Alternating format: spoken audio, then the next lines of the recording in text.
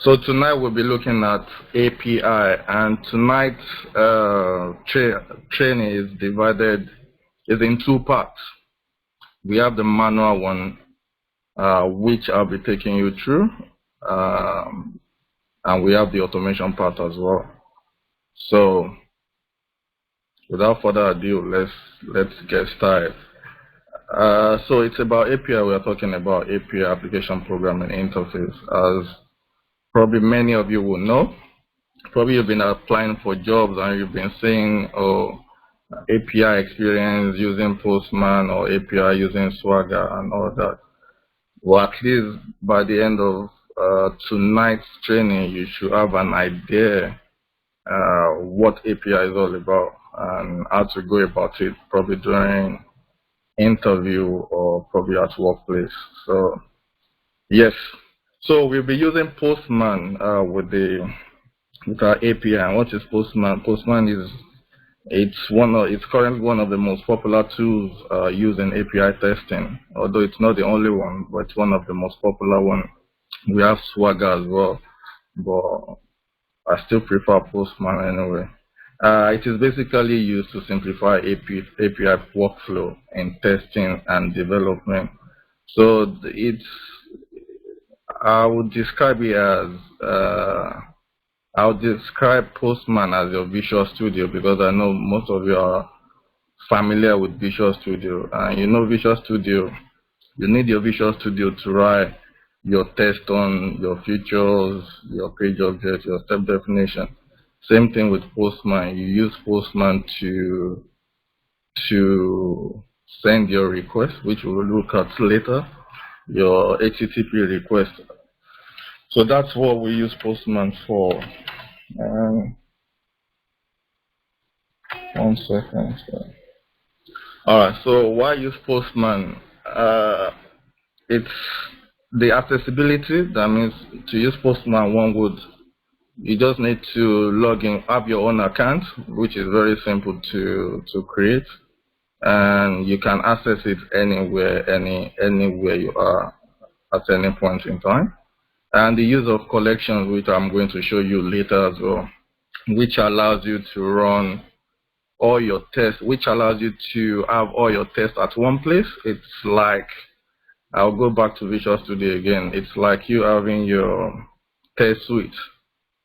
Like you have login functionality, registration, community, you have all those ones, and you want to run them all together at once. So with the use of Postman, it allows us to have a collection that means group all our tests together so that it can be easy. It can be easy for us to run it, and collaboration. When you have your test suite, you can import it or export it. You can send a link to anyone to upload, and which is very easy to do with the use of Postman. So Postman or API, in few words, mentioning earlier, API means application programming interface, which allows two systems to communicate with one another. So an API essentially provides the language and contract for how two systems interact. And each API has documentation and specifications which determine how information can be transferred. I will explain that in a bit, but we have two types of API, which is the SOAP API and the REST API. I won't really dig in deep into that, so probably that will serve as an assignment for you to go and read more or to know the difference between the SOAP and the REST. But for this particular training, we'll be using REST, and most organizations as well use REST API. And when you are using REST, you're using your HTTP verbs, which I think they're like, the verbs are like, I don't know, probably like more than 10, probably like 15. But the most commonly used ones are the ones you can see on your screen right now, which are the get, your get request, your post request, your put, and your delete. So going back to API, I said probably I'll try and explain that in more details. So in other words, an API is a messenger that delivers your request to the provider that you are requesting it from, and then delivers a response back to you. That is the job of your API. For example, when you type www.facebook.com into your browser, a request goes out to Facebook's remote server, right? And once that browser receives the response, it interprets that code and displays the page, right? So to the browser, also known as your client, Facebook server is an API. This means that every time you visit a page on the web, you interact with some remote server's API. So an API isn't the same as a remote server. Rather, it is a part of the server that receives requests and sends responses. So there are some keywords that you might need to remember when you are dealing with APIs. You hear request most of the time. Words like request, words like response, words like your HTTP verbs, words like your status codes. You hear it more often when you're dealing with APIs. So let me give you a small scenario. Let's say your small business website has a form used to sign clients up for appointments. And you want to give your clients the ability to automatically create a Google Calendar event with the details for that appointment, right? So the idea is to have your website server talk directly to Google server with a request to create an event with the given details. So your server will then receive Google's response, process it, and send back relevant information to the browser, such as your confirmation message, probably to the user. So that's the word of API, or that's how API works, so to say. You'll see it when we dig in deep into Postman. So understand API, which in summary I just explained to you right now. So, but I can still read this one out to you, but it's basically what I just explained to you now. So API expand the capability of and functionalities you can offer without putting a ton of resources behind integration. So to get the most of API, businesses use APIs in the following ways: to integrate with third-party APIs, that is, communicate, talk to another server, which I just explained to you; build APIs for internal use; build APIs and expose APIs for external use as well, which I've explained in my little story I just told. So what is an endpoint? I'm sure, okay, let me read this to you and probably I'll try and explain what an endpoint is. That is another familiar word you hear most of the time when you are dealing with APIs. So simply put, an endpoint is one end of a communication channel. And when an API interacts with another system, the touch point of this communication are considered endpoints. So for APIs, an endpoint can include a URL, a server, or service. Each endpoint is a location from which APIs can access the resources they need to carry out their function. So take for instance, I'm sure most of us will know this, just that we won't take note of it. Anytime probably you are logging onto a system, let's say Facebook, www.facebook.com, that would take us to probably Facebook homepage, right? That is the URL. But sometimes, let's say you just copy a link, probably someone's profile. You just saw someone's profile and you copy that link, and that link has got www.facebook.com / the person's handle, probably Richard something something something. So there's something at the back of that URL that you have copied. So anything at the back of that URL that you have copied, anything at the back of that www.facebook.com.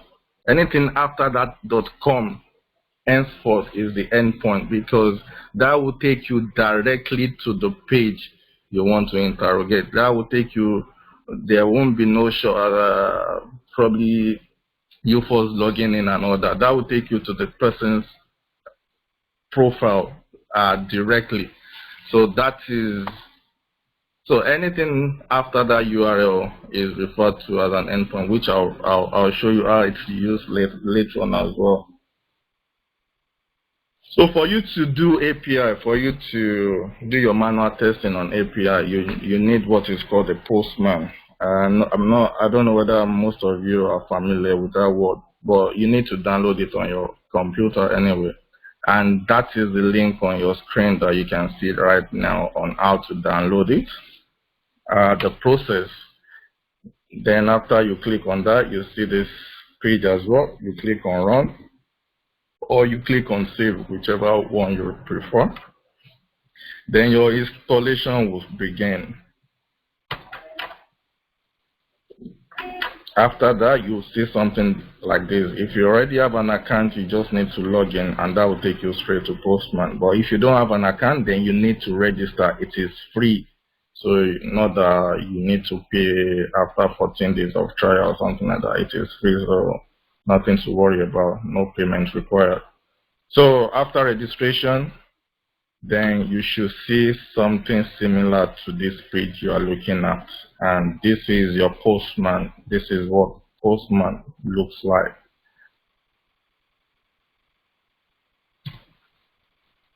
So how to use Postman? There are various features on Postman, and probably I won't say, probably to start with, you might not need all of them, but it will be good if you know what is there for or what they are used for anyway. So probably quickly, let me switch to my Postman and show you some of the key features that you need to know. Can everyone see my screen? Yes, okay, thank you. All right. So this is Postman, and I'll just try to explain some of the features that you can see. Let me do something quickly. So these features that are numbered are what I want to explain to you now. Not all of them, but the key ones that you need to know. All right. So on your left hand side, you can see where it's today, and you can see the history. When you've been making requests that get, post, delete, put, anything, you can see, you can view the history on your left hand side of the page. And on the collection bit is when you want to group all your tests in one place, then you have to create a collection for them all. Probably you want to send a link to someone, or you want to export it somewhere else, or you want to keep it so that when you are running your test, you can have all of them at one place. You use collection for that, which I'll show you later on as well. You have runner. If you look at the top page, you have something that is called runner. We need runner to run our collection suite, to run our test suite, which I'll show you as well as we go on this page. And this one are your HTTP verbs. So you have get, you have post, you have put, patch, delete, blah, blah, blah, option, add, link, unlink. But the most, as I said earlier on, the four common ones are your get, your post, your put and post are similar, your delete. So your get, your post, your delete, and your put are the four common ones that are mostly used most of the times. And I'll try to show you the two most common ones that are used as well, which are the get request and the post one. They are the two that is most popularly used. I'll show you how to use that one as we go on. So these are your HTTP requests. So you use get. Your get is used when you want to retrieve an information from a server from another endpoint. So you use get to retrieve the information. But if you are using post request, that means probably you want to probably like log in into a website. Then you use something like post because you are trying to log in. And you have authorization. So the on under the type you can see the different type of authorization that we have. Some are no authorization, some requires your API key, some requires your bearing token, some requires your basic authorization. This is used like probably when you want to do a post request or you want to change something, change an information or change a data on a web page, just for security purpose, just it's secured enough not that, and it's just not anyone that can log into that system and make changes. So it will require some basic authorization for you to perform that action, for you to perform probably your post action. It might be just a basic authorization, meaning probably just your username and password that you just need to input. Some might be more than basic authorization, some might be a bearer token. Meanwhile, that will be given to you by the developer. Having said developer, probably I should quickly say this as well. When you are working on APIs, because you'll be wondering probably how do I go about it? How do I test this thing and all that? Your developer will give you the endpoint that you'll be working on. Your node is constant. Your node is the same thing. What I mean by the node is your URL. That is constant. That will not change. They won't give you that because that is constant. That is there for you to use. But the only thing your developer will give to you when you're working on API is they will give to you the endpoint, and they will tell you the type of request it is, whether it is a get request, whether it is a post request, delete, or put.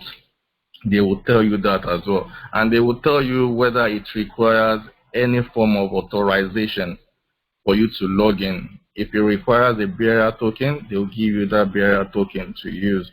If it requires just a basic authorization, probably there's a generic username and password that you guys can use to log into the system for you to perform that action that you want to perform. They'll give it to you. And they will tell you the expected status code that you should get as well, whether it's 200, 21444, and etc. So that is very important. Your developer will give you your endpoint. Your developer will tell you the type of request it is. Your developer will tell you whether it requires any form of authorization, and it will tell you what should be the status code you should be looking out for. So you can take note of that. It will tell you that. So parameters, you set some basic parameters when you're doing, let's say like a post request, probably like username, password, you set those parameters so it can retrieve some information for you, which I'll show you later on as well.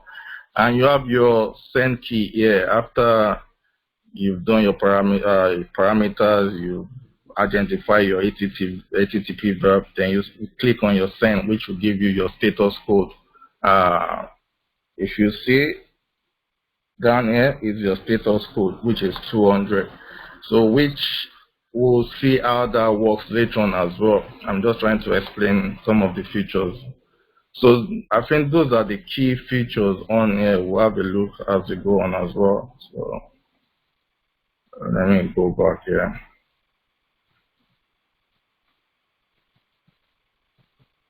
So this is what I've just tried to explain to you. Not all of them. You can read the rest on your own, but I'll try to explain the key ones, the key features to you, and we'll look at them how they all operate in a minute. So without further ado, let's start something. So let's use the below URL for this example. So this is, for this particular example, we want to do a GET request. So I'll be using the URL you are looking at right now is my own personal GitHub account. So the purpose of this exercise is to retrieve all the data that I've got in my repo. The LADG, that is my account. So we'll be using a GET request for that. So set your HTTP request to GET. In the request URL field, input the link, click on send, and you will see a 200 OK message. There should be the result in the body which indicates that your test has run successfully. So let's look at how that works.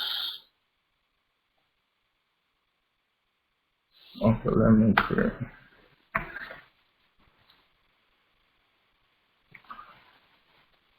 All right. So if you want to create another request, you just click on the plus button, and that will give you a fresh page to start on. So what we want to do, you have to set your HTTP request to GET, because that's what we want to do. We want to retrieve some information from our account, and we'll put the URL here. Let me do something. So this is a URL that you navigate to. This will just take you to one home page like that. There's no endpoint attached to this. This is also called a node. This is constant. If you're working on API, your developer will not give you these bits that you are looking at now, because they expect you to know it anyway.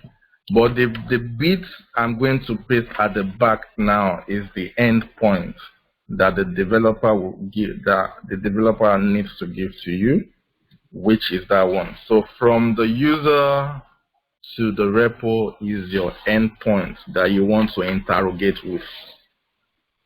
So that is your URL plus your endpoint, which will be given to you by the developer.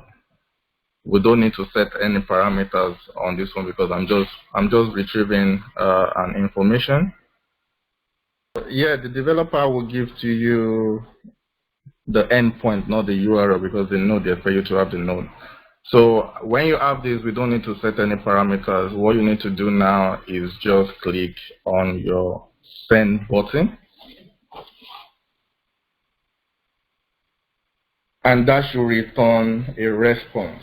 So we send a request and we get a response back. So what you need to look out for,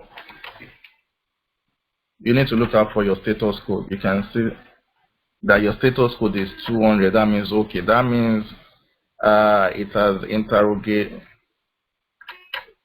tried to interrogate the system to retrieve the information I've requested, and he has returned me a response.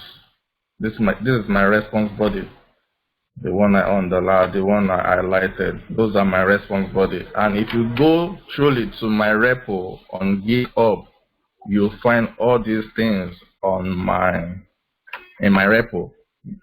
So like this Abel and Co, you see there. If you navigate to if you navigate manually to my repo, you see there, and there should be more there like that. See? So it has retrieved back everything that is in my repo for me. So that's actually how to carry out a GET request. A GET request will retrieve the information, wherever information you set it to retrieve for you. So it will gather information for you. And probably what you want to do is probably you want to change an ID, or you want to change the name, then you can perform the action you want to perform on it. So, but that's the work of a GET request. And the other one we'll look at now, one second. Alright, so as I've showed you, so you set your GET request, you set your URL plus your endpoint, you click on your send button, and what you should be looking out for is your response body and your status code. Because it finds something, it's returning me a 200. If it doesn't find anything, then the status code will be different. So that is get for you. So let's move on. So now let's go to post. So as I've showed you earlier on, if you want to add a new request, you just click on your add button. It will open a fresh page for you. And we'll set HTTP post. So let me go back to the Postman and try to do that for you. 1 second. All right. So now we want to do post. So as I've told you earlier on, the first bit is your URL, your standard URL that will not change. And the last bit is your endpoint, which will be given to you by your developer. And we need to change this one to post because we are sending a post request. That means we want to do a post. And for us to do a post, we need to set a parameter when we want to do a post. There are different ways we can do this actually. I'll show you two ways. So I'll show you two ways, but to start with, let's use a form data to set the parameter. So let's say name, and you put the value there, Richard. Let me set another one, email. That'll be test at example.com.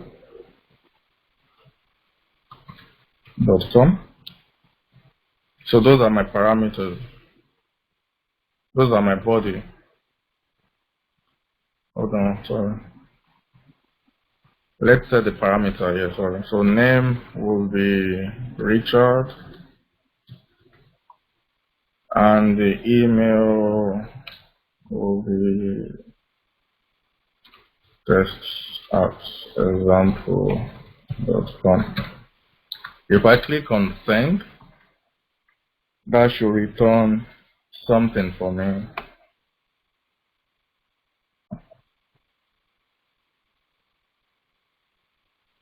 As you can see, so you have sent it, and this is the body response body you are looking at. So this is one way on how to do this one. I'll show you another way now using a body, a raw. So raw, that means you have to put the snippet in yourself. And what I mean by that, you need to type in, I'll show you something. You need to put this body.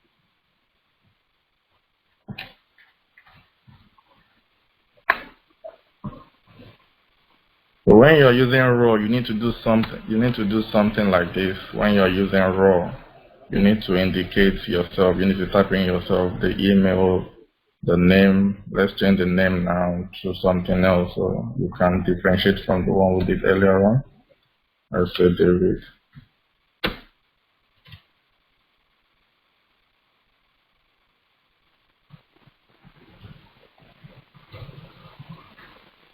So if I click on send,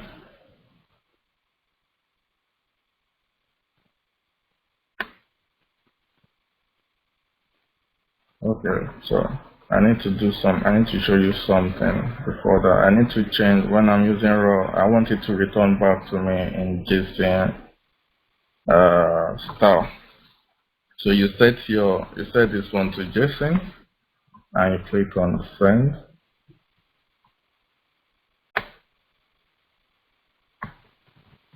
You can see it here. You have sent that for me, and that is it there, as you can see. But because this is a test environment that you're using, if it's in a work environment, you might require authorization for you to perform this particular request. But because this is a test environment, it has boycotted or bypassed that bit. But if it's a workplace, then before that, you need to set your authorization before you can perform that action, probably to a basic one or a bearer token based on what your developer has given to you. So that's how to carry out. We'll still be doing more things with this test, with this response and request that we've just done, but basically, or in a simple language, that is how to carry out a get request and a post request, but it doesn't end there. We'll see more of it later on, how to actually extend that and build on that later on. So let's go back to our slide and let's continue. So we've done this one. This is when you are doing the raw, you set your JSON and you put your text in there, what you want to post, what you want to send. Then you click on send, you get a 200 OK should be displayed. And the body posted data are showing up in the body as well, as I've shown you earlier on, which is this one, number 3, you can see. So you hit on your send, which is number 1, you check your status code, which is number 2, and your number 3 is the response body that you get after clicking on your post. So the next thing we want to look at now is how to now parameterize request. I'm sure this word parameterize is not a new word to you. You use it many times without number, when you're doing your Visual Studio, when you're automating your tests on Visual Studio. So it's similar to this one as well. So I'll just read it out. Data parameterization is one of the most useful features of Postman. So instead of creating the same request with different data, you can use variables with parameters. This data can be from a data file or an environment variable. Parameterization helps to avoid repetition of the same test, and iteration can be used for automation testing. So parameters are created through the use of double curly brackets, which I'll show you in a bit. And yeah, so let's go back to, so now let's create a parameterized get request. So using, let me go back to Postman. So using the request that we previously used, our get request, this is what they meant by double. I'll do something now.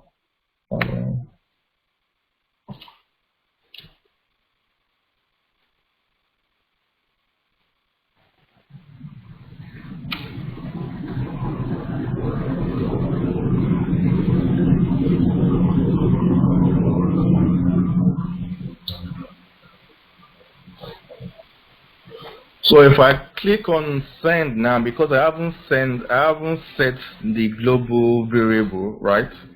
When I want to do something like this, wanted to be wise and do something like this, it's telling me, oh, sorry, could not get any response because I haven't set the global variable to use it yet. So this is what we're going to do now. So for you to set the global variable, there's this icon over here on your right hand side top page. If you click on it, and if you go down to edit global variables, so there are variables that we want to parameterize. We'll put it there, which is our URL, and we'll put the URL address there as well, which is our one. 1 second.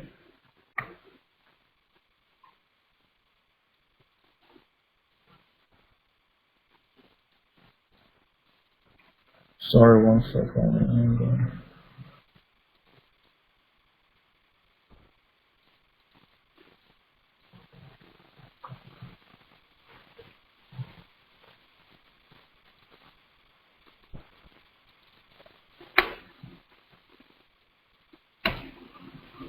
So I only need the URL. I don't need the endpoint to set the global variables.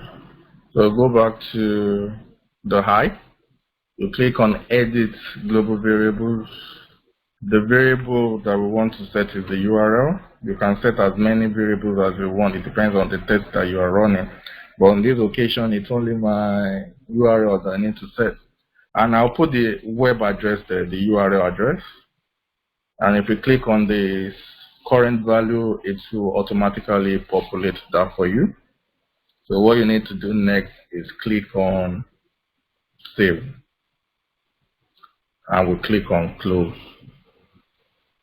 If you click on that I again, you can see it has set the URL, variable URL, and you can see the value of that variable there. So if I close that one, so this action, if I try to perform it again, I get request because I just set the global variable. So now I have parameterized the URL. So instead of me writing www.api.github.com blah blah blah, I don't need to do that. I just need to input the variable there, which is the URL that I just customized. If I click on send now, that should return a response. That should return a body for me, as you can see. So it's the same thing like what we did earlier on, just that when we did it the first time, there was nothing like parameterization. We didn't parameterize anything there. But now we parameterize our URL, and you can still get the same response body. You can still get the same response status code, and response body will still be the same as the one we got previously. So that's how to set that's how to parameterize and set your global variable. We go back to the slide.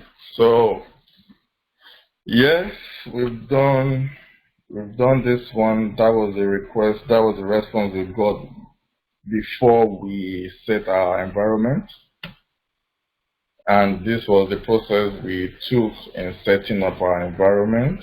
Click on the I, click on edit, and we'll set the variable to wherever we want to use.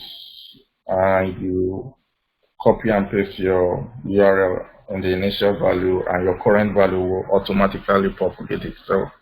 And you click on save, then you click on close button, then you try to perform that action again, that your get request with the use of parameters, and you hit on send, and that should give you a response body, which you can see from the picture you're looking at right now. So yeah, so we are done with, so we've done how to make request call using get and post, how to parameterize requests. So now we want to deal with how to create a Postman test. So now we want to it's similar to your assertion when you are doing assertion in Visual Studio, because after you've written your test, you've written your feature files, you've written your methods, you've generated your steps, then you need to assert that yes, this action you are trying to automate is actually the right one or the wrong one. So it's similar. So it's not only by us doing a request and response, sending a request and getting a response back. There must be some kind of ways that we need to validate that response that we are getting back to actually see whether it's the right response or not. So that is what we need to look at now. So just to read this to you quickly, Postman tests are JavaScript code added to requests that help you verify results such as successful or failed status. Comparison of expected result, etc. It usually starts with pm.test. It can be compared to assert, verify commands available in other tools. So let's create some basic tests for our parameter request from our previous lesson. So go to your get user request from the previous tutorial and switch to the test tab on the right side as snippet codes. From the snippet section, click on status code. Code is 200, depending is auto-populated. which I'll show you now. So let's go back to the Postman. One second.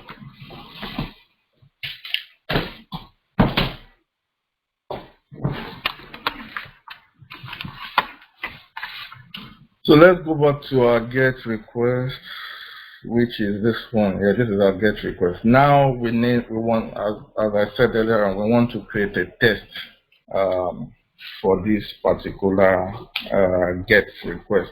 So what we want to do in plain English is all these data that we are getting here, we want to assert them that are they the right data? Are we getting what we meant to get? Is it correct? Is it wrong? So we need to create a test, and creating your test is actually good because when you're doing your collection, you need a test in your request before you can run your collection in the test runner. If there are no tests in your collection, then you won't be able to run. Even if you run it, it will tell you there are no tests in your collection, so you can't compare or contrast with anything. So yes, so if you click on test,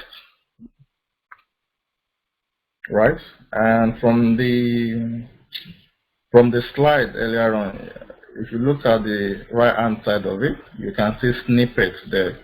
So we can use some of these snippets to validate the response body that we've gotten so far. So let's start with something like just basic status code 200. So the meaning of this one is, okay, we want to confirm that this one that I'm pointing on now, the status code that we got when we send our request, which is this 200. Is it actually 200 when I send it? Does it actually give me 200 status code? So if I click on send now, at the bottom of the page, you can see my test result. I have 1 of 1. If I click on that 1 of 1, that means yes, it has verified that my status code is 200. Okay, let's do something quickly. Let me change this status code to 404.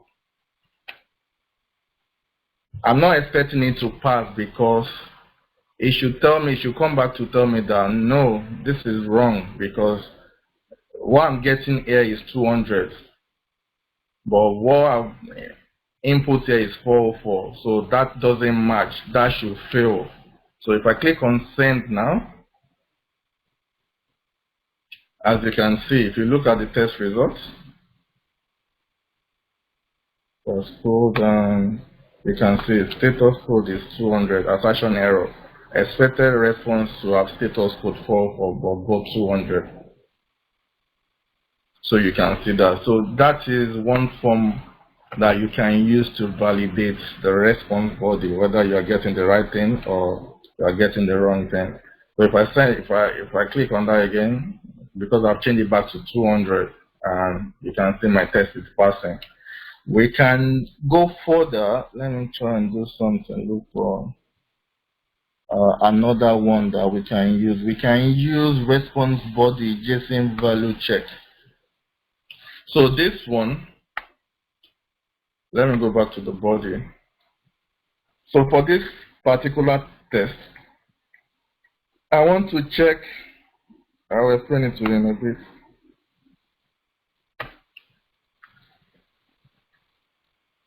I want to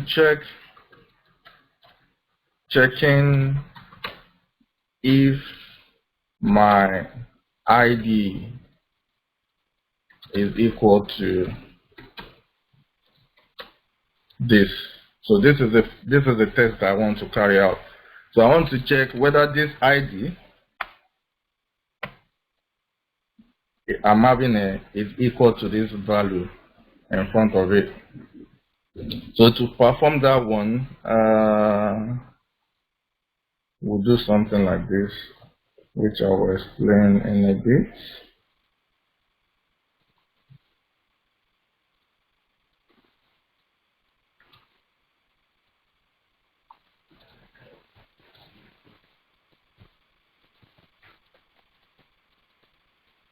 All right.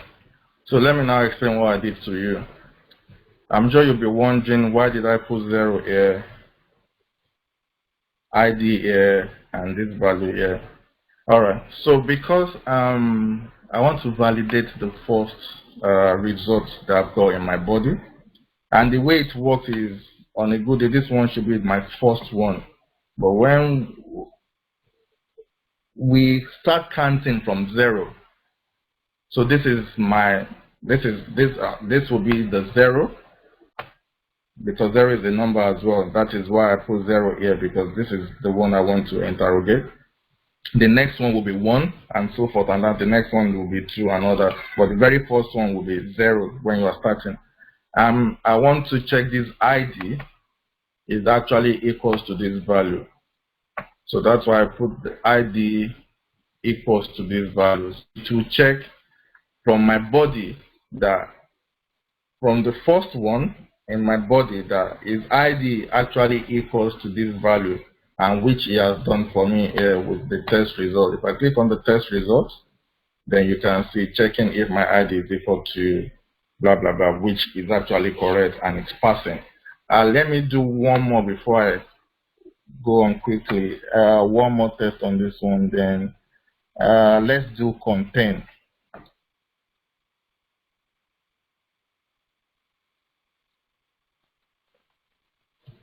Let's do contain.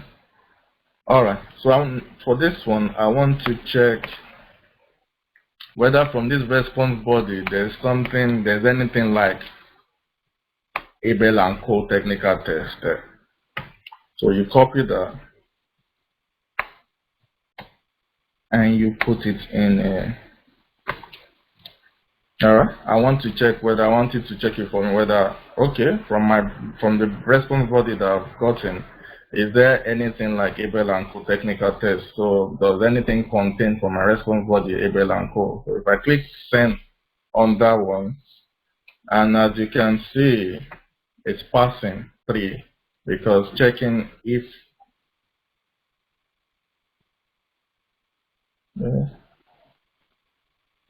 checking if ID equal to 1 body matches, which is the second one, body matches string, because the body that I've inserted, which is the Abel and Co, match with the string. So that is how to perform a test after you've actually sent your request, you've gotten the response body back. Now you want to interrogate that response body further. You want to test it further. You want to assess that the value that you are getting from your response body, is it actually correct or wrong? Then you need to perform certain tests on it for you to be sure that yes, it is correct. And this is compulsory for you to do if you are doing collection and if you will be running your test from the test runner. You need to have a test in every of your requests that you send. You need to perform a test. So that is how test is done on Postman. So if we go back to our slide. So we've done this one. We'll change the tab to test. You click on the snippet that you want to use. We first use status code 200, that is checking whether the status code is actually 200 or not.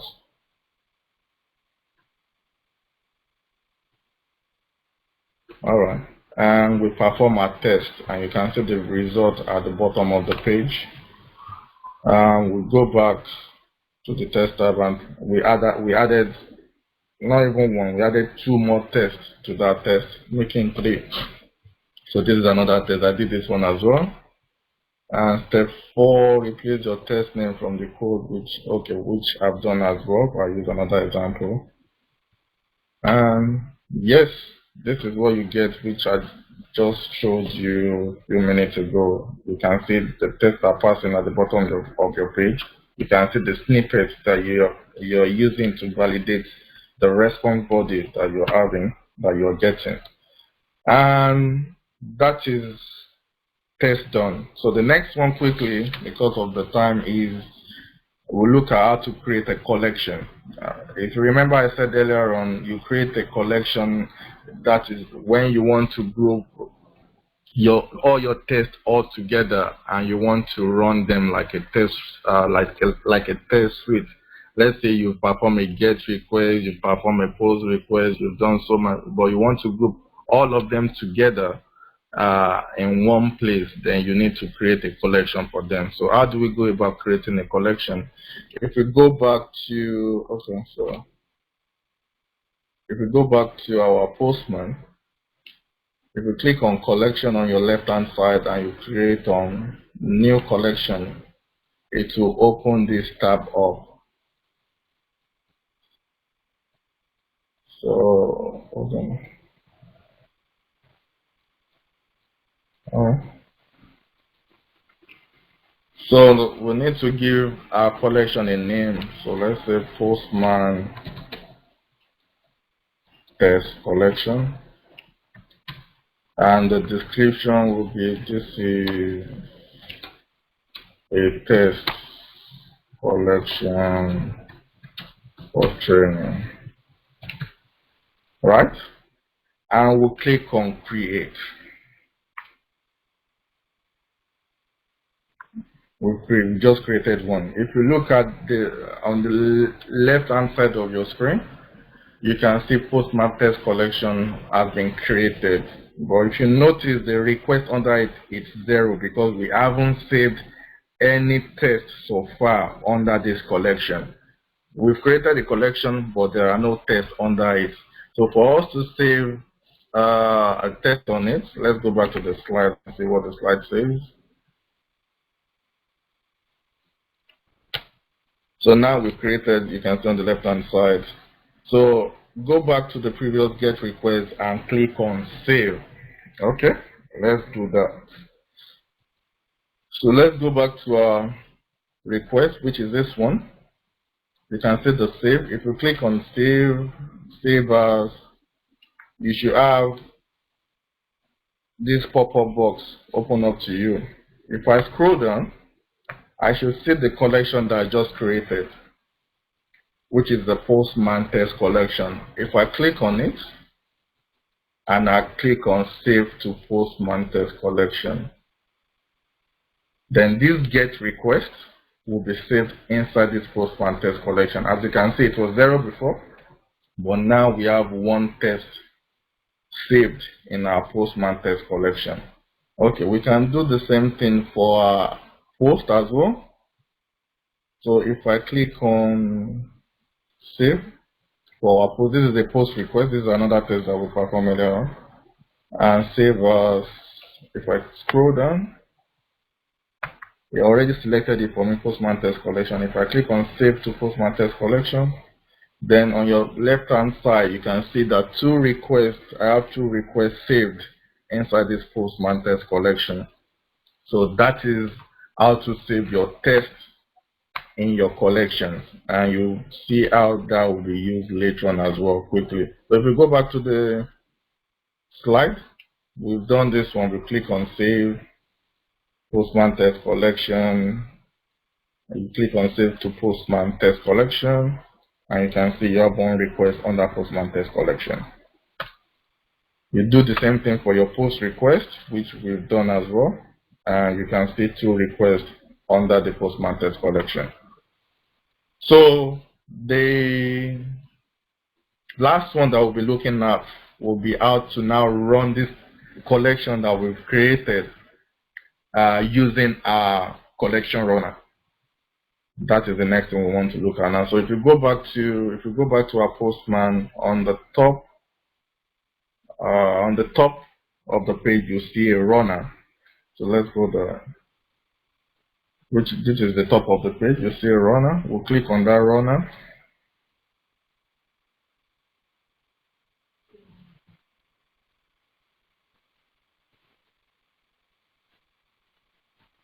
All right.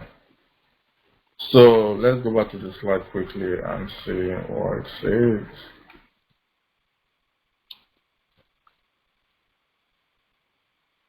Alright, so we click on the runner, right? And the next thing is to select our collection from the runner. You can see the first red box. You'll see your collection there that you have to select.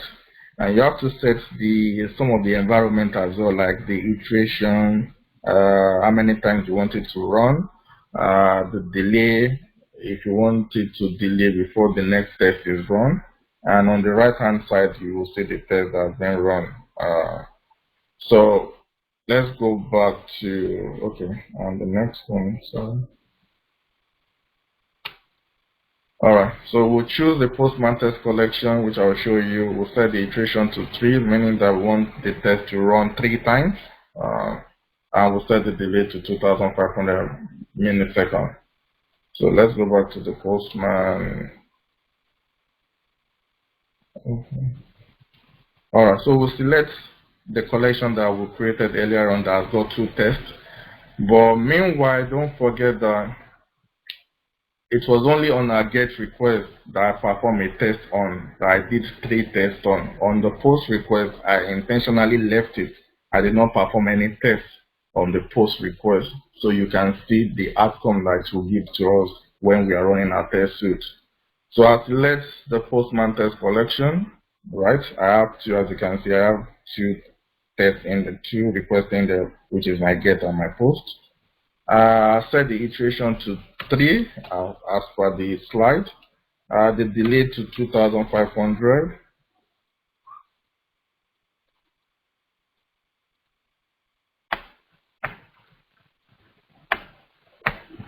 So the delay to 2,500, and I click on Run Postman Test.